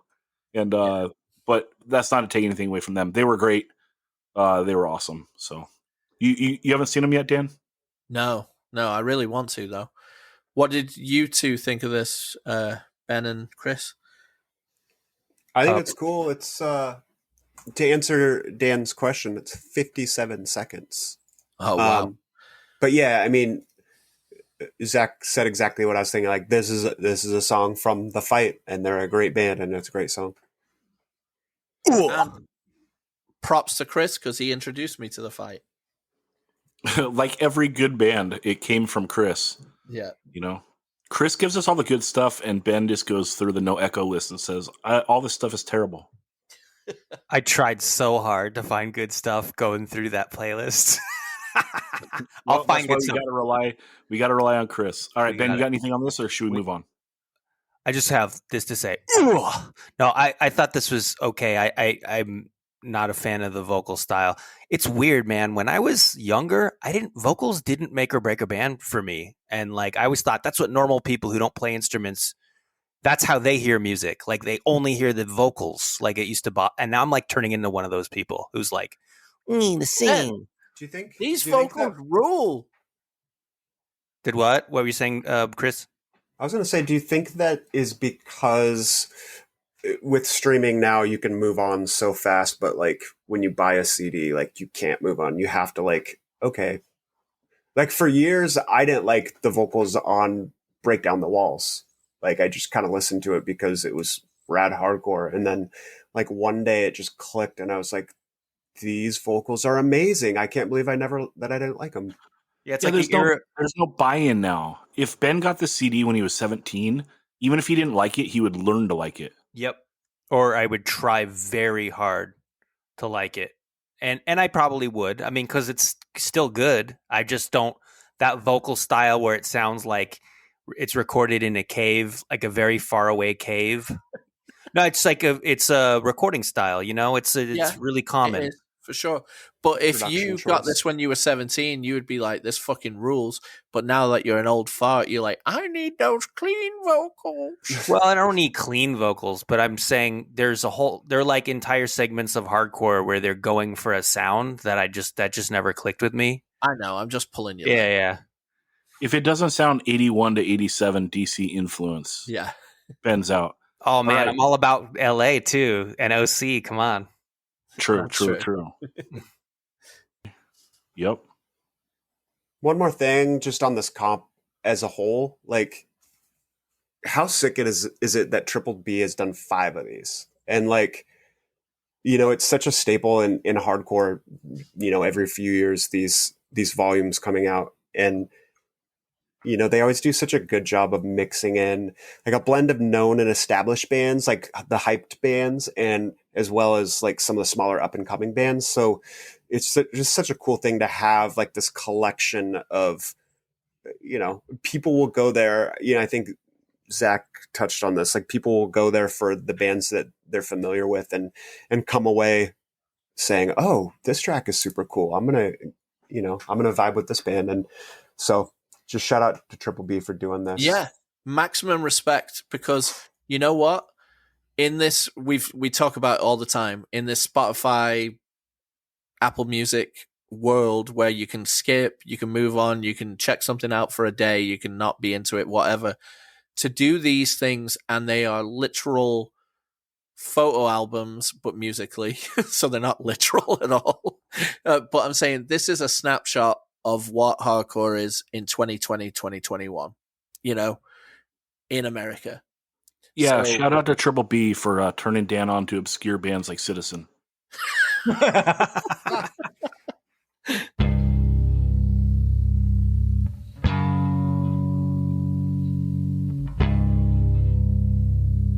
fight lasts for hours, each ram battering the other dozens of times.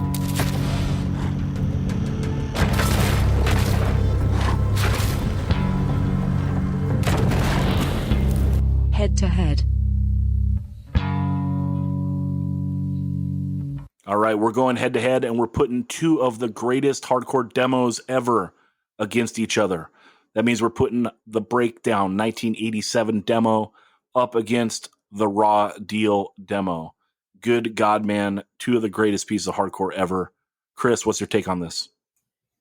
You're going to kick it to me after that. All right, I usually keep this to myself a little bit, but I'm going to out myself here and open myself to merciless ridicule. I'm not a huge Breakdown fan. Like, I think they're good. Don't get me wrong. I recognize their importance. Kickback, Sick People, undeniably great songs. There's something about this recording that just isn't as biting as I wish it as I wish it was. So like, anytime I try to come back to it, usually I'll hit those 2 tracks and then eventually switch to something else, frankly. You know, I'm probably more likely to listen to Slumlords, actually, which I love, which is the singer of this band's band in the early 2000s. But all that said, like, this is a totally important band. You know, these tracks are crucial, particularly those 2 I mentioned. And frankly, the Tompkins Square Park live video from '88 should be a required viewing for any hardcore kid.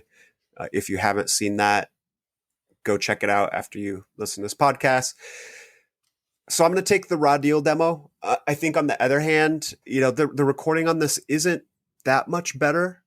But the vocals do come off a little bit more present, I think, on that. And I think the other thing that helps this demo out for me is that, you know, I got into Raw Deal through Killing Time. And so Brightside was there as a reference point for me when I was younger. So it was easier, to come in with that familiarity. I already love Killing Time, so I'm going to love Raw Deal because it's basically just those Killing Time songs, but a little dirtier, a little bit nastier. Every song on this Raw Deal demo is a banger. Wall of Hate, Telltale, New Release, Only the Strong Survive, My Reason, No More Mr. Nice Guy. Outside of the lines are drawn, all these songs became Killing Time staples. And that track listing is kind of just a murderer's row of just bangers. So I'm taking the Raw Deal demo. Yeah, Chris, you mentioned the two breakdown songs that are your go-tos, and actually Sick People is on the Rev Comp, The Way It Is, and then Kickback is on Where the Wild Things Are. So you could lose the breakdown demo and still have your two favorite songs. So what's up with that? Pretty sick. And weirdly, sorry, what's the first comp? The Way It Is. The Way It Is. I always listen to that Sunday matinee. That was my go-to instead of The Way It Is. So, yeah. Anyways. Well, right on. Yeah, this is impossible because these are probably the two best hardcore demos ever, I think. Like, to explain breakdown sound is really hard to do, especially because Sick People is like an all-time classic song, and it is kind of an outlier track. It's like a song where they don't go into like their slow fast beat, which is so breakdown to the core. Like kind of how Slapshot like does a fast beat, but it's not so fast. It's like, I don't know, it's like a fast street punk beat that's almost like soaked in like that UK 82, but like this is undeniably New York hardcore.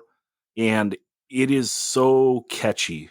Like his vocal hooks are so catchy and the lyrics are cool and witty. I love it. It's one of the greatest things ever. I agree with Chris on the recording, and that ties into how I feel about like the Raw Deal and the Killing Time. I'm going to lose the Raw Deal because I have Killing Time, and I love the upgraded recording. Brightside is one of the best LPs ever, musically, recording, cover art, everything about it. It's like definitely top 10 hardcore record. Lots of denim. What's that? Lots of denim. Lots of denim. It's super, super good and perfect. And so I can lose the Raw Deal, but it's insane. Like this Raw Deal demo, like some of the songs that they're writing here is like, what? Like the fact that they're doing, a song like New Deal, like that goes so like emotional, but being hard at the same time. Like, you have like the little guitar leads, like, whoa, how are you like tapping into this on a demo? Like you guys are straight up like, it's like idiot savants, right? Like, what are you channeling here to write this like amazing music? And then it just rules that they were able to get like the recording that channeled it all. I'm going good recordings over like the more raw stuff. The other example would be, do you like the Chromax tape or do you like Age of Quarrel? I'm Age of Quarrel all day, even though like there's lots of people out there that ride for the tape. You know what I mean? Where it's just, do you want it more raw? Do you want it more produced? I'm going more produced because 80s production, when it's good, like it doesn't lose the energy. Like nowadays, you might have that argument of, are we going for produced or are we going for energy? It might be like a choice of one or the other. But like in 89, like that's not really a thing. So Brightside doesn't lose the energy. It's like absolutely perfect. I do wish that Breakdown had the same like fortune of like, because there's enough songs here, like the Breakdown demo could have been an LP. It's like one of those great tragedies, right? Like what if that first Weirdo 7-inch like had, like what if in that recording they did 8 songs instead of 2? What if like we got another Inside Out 7-inch? And like what if Breakdown went in and recorded like the way that like Judge did and Killing Time did and got these songs like laid down like in that professional manner? Like we might have been looking at like not just like one of the greatest New York hardcore or hardcore demos ever, but looking at one of the greatest hardcore LPs of all time. I don't know. But I'm gonna lose the Raw Deal because these Killing Time these breakdown songs are only here, where the Raw Deal songs get redone on the Bright Side LP. Dan, what's your take? Well, I love both of them. Breakdown, like you were trying to say, like how could you just say what breakdown sounds like? Imagine just smashing walls down with a sledgehammer. Like, that's a visual representation of the way breakdown sounds. It's just hard, visceral, and like working class, you know? Just like caveman music. Yeah, it's rad. so sick. Sick People, duh, everyone knows it. It's a standout on the way it is, and that's amongst some of the best hardcore songs ever. So, you know, and then Kickback, fucking stand out on the other great comp. But Labeled, I love the vocal cadence on the verse. Like, the backups are crazy, the breakdown rules. It's so sick. Safe in a Crowd, I love that I'm ready at the beginning. And it's such a surly snake mosh. Like, it's almost like you winding. It's so good. And I love the 1, 2, 3 go when it hammers in hard. Life of Bullshit, so New York hardcore. It's like the blueprint of what would become. It has almost like a groovy oi aspect to it. And the bass on the breakdown demo is absolutely mental. It's like, when it's in the music while everything's playing, it sounds foreign and almost like not great over the music, like the bass parts. But then when any of the bass parts are where the bass is by itself, it sounds amazing. And I don't know why that is, why the bass sound against the guitars sounds not so great and like it's popping and standing out in a not great way. But when it's by itself, it sounds amazing. Listen to it again and then tell me if I'm crazy. Now, Raw Deal. I mean, these are some of the best hardcore songs ever, you know? The recording is infinitely better than the breakdown recording. Wall of Hate, what an upbeat mosh. And I love that, like, the upbeat mosh part as it's coming, but the snare hits going into it, like the da da da da da. It's so cool. Telltale, one of the OG hard as fuck stabbed in the back songs, you know? It's just we talk about blueprints of the NYHC sound. That's a blueprint of an NYHC lyrical trope, stabbed in the back stuff. New Release is like, it's one of the embryos of the Yo Mosh to come. Now we're getting to my favorite song, Only the Strong Survive. The opening riff is absolutely amazing. It's possibly the best song on either of the demos, and that's going up against Sick People, Kickback. You know, it has such a like a last resort vibe to it. I really love that song. My Reason is one of those blueprints for bands later on, like Built to Last and Powerhouse. It's that kind of hardcore that would be played 10 years later by those bands that want to get to, you know, obviously Sick of It All is still a huge influence there as well. But it's the bands that want to play music like this. You know, these are the reference points. And then No More Mr. Nice Guy, I feel, fuels what Floor Punch sounds like later on, you know, like a lot of the Floor Punch sound. Lots of people always say, oh, Floor Punch sounds like, you know, Youth Crew and like Cro-Mags. No, it fucking sounds like No More Mr. Nice Guy by Raw Deal a lot. I'm going to have to pick between the two, which is, obviously we do these because the things are like a dead heat. Like, you can hardly pick between the two things, but I'm going to have to go Raw Deal just because by the 9th song of listening to the breakdown demo, it's gotten a little bit samey by the time of listening to like the seventh song of the Raw Deal demo. All the songs, even though they're the same band, there's difference there, a lot more variety. And I mean, I absolutely love the like Chris taps in and does the short, sharp shock of like 2 or 3 breakdown songs and gets his fix. I can understand that because when you put them side by side and you listen to the entire things, Raw Deal's variety puts it over the top for me. I mean, they're both perfect hardcore demos. We stated that, but I'm going Raw Deal. Yeah, Raw Deal's track.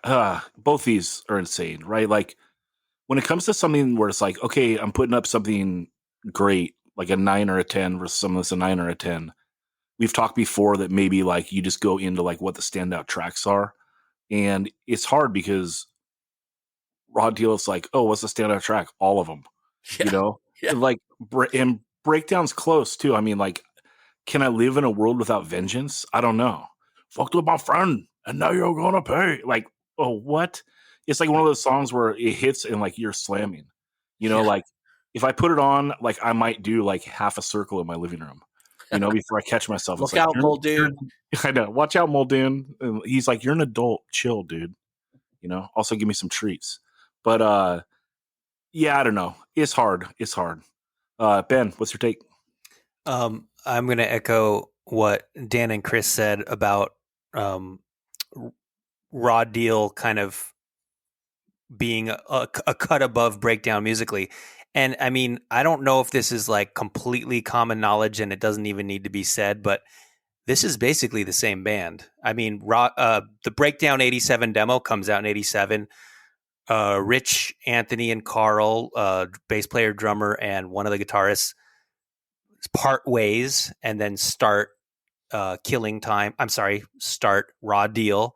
So the Raw Deal demo is 88. So it's kind of like basically the same band at 1 year later, and they have musically progressed because they've been playing with each other for that much longer.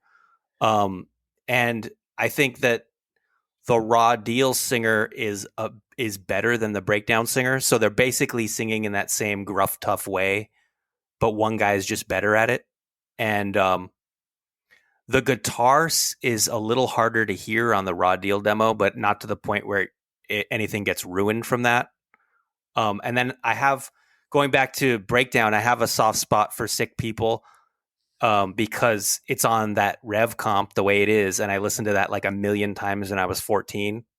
And I actually don't think it's a good song, but like I have a soft spot for it from having listened to it a billion times. Like, you know, when your heart likes something and your brain is like, nah, that's not good. Like, that's what that song's like for me. Although maybe my heart is correct and my brain is wrong, and it actually is a good song. I'm open-minded. Your heart is correct. My heart is correct. We need to get the brain eaters back on you. Get rid of that brain. Yeah, throw the brain in the trash. This isn't brain music. Yeah, that's like one of the.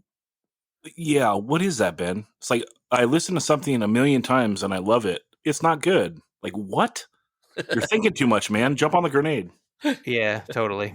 I think I said this before on the podcast that I think that the Breakdown 87 demo is actually the most influential recording in the history of hardcore music, because these demos, well, both of these demos, Breakdown 87 being the first one, are like the tipping point of mosh parts taking precedence over fast parts in hardcore songs. You know, it's like, imagine like a cake, and you have the cake itself is the fast parts, and then the mosh parts are the frosting. Like, oh, put some frosting on this. This will make it taste even better. And then, like, as the years go by, a bunch of kids are like, oh, the frosting actually tastes better than the cake. So there ends up being like more frosting than actual cake at this point. And then by the 90s, you just have kids eating buckets of frosting, and there's no cake for miles. Like, Okay, does that make cake sense boss. to you? No. No, It doesn't I make think, sense. I think that it's a decent metaphor, but I don't think that applies to Breakdown, because the heart and soul of this demo is still like that slow, fast beat. Do dat, do dat, do dat, do dat, do dat, do dat, do dat, do dat, do dat, do dat. Like that's the beat. They're rolling there in like almost every song except for 6 people. Well, that metaphor did not include a marshmallow, so I don't know That's what. true. Yeah, I should have talked about marshmallows more. But this is the part. This is the tipping point. This is where the scale tips. Right? You have like I didn't sit down and measure like the fucking amount of time that the breakdowns had to the fast beats. But boy, is it like it seems like it's around 50%. It's like getting there. Like this is but I think that you're okay. I think if you compare this against like even Victim in Pain or like any Youth of Today, like both those bands have breakdowns in like every single song. Oh yeah, definitely. But this, like to me, breakdown sounds like a breakdown, like the whole thing. But you're missing that fast beat. It's just giving you a different feel. Like you're factually incorrect, I think. Well, I think both are correct. Like, yes, there's tons of stuff that are doing breakdowns that are just as much influential. But I also do agree that this is one of the most influential hardcore demos for aggressive mosh sounds to come. Yeah, okay. I mean, you don't get the Never Ending Game song on the America's Hardcore 5 comp without this happening, 34 years before it. Without Sick People, 1 song out of 9 songs, So Ben, let's do that for the next podcast.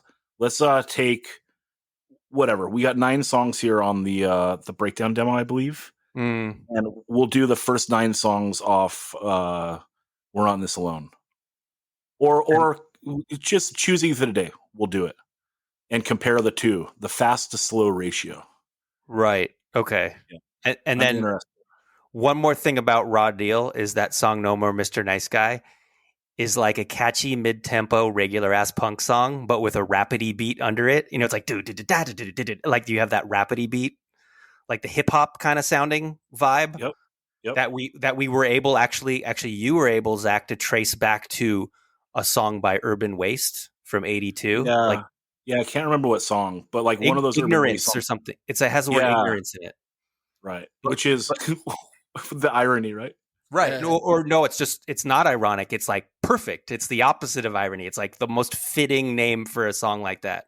But listen up, dude. I go by the Alanis Morissette version of irony. Right. Okay. But it's funny if you just had a regular kind of mid-tempo punk beat underneath that song, it would just be like a regular, like almost like a street punk song, but it's got that New York kind of thing happening. And so my final answer is the Raw Deal demo is better than the breakdown demo. All right. So Dan, what'd you take? 3-1. Raw Deal wins 3-1. Hey, what can you do? These both rule. Everyone check it out. We'll put choice cuts on the playlist, 185milessouth.com. Click that playlist link and check out all the music that we talked about on this episode. And we love you all. We will talk to you next week.